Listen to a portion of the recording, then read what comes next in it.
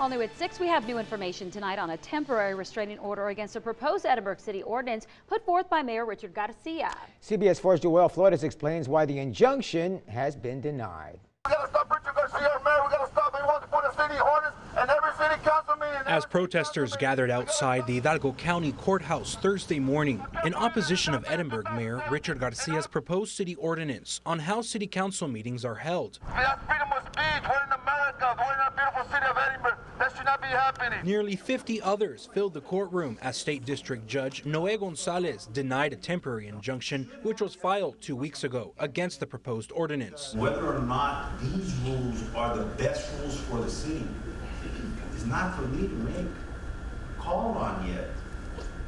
It's for the councilman and the mayor to make a call on. That's what they were elected to do. We're open to working with the city to change the language.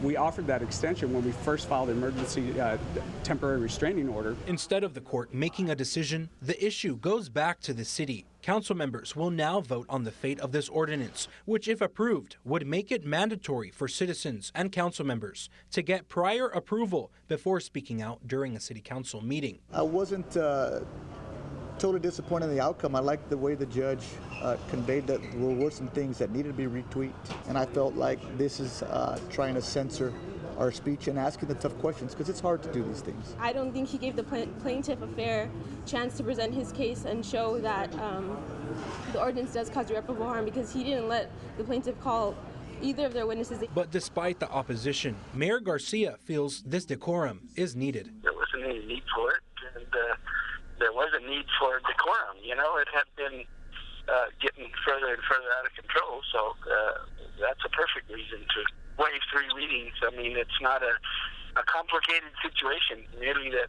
you have to speak one at a time. In Edinburg, Joel Flores, CBS 4 News and ValleyCentral.com. The proposed ordinance also calls for council members to submit a request 5 days in advance for an item to be placed on the meeting agenda. Unless an exception is made, the Edinburg City Council is expected to vote on the item in the coming weeks, and a lawsuit against the city is still pending.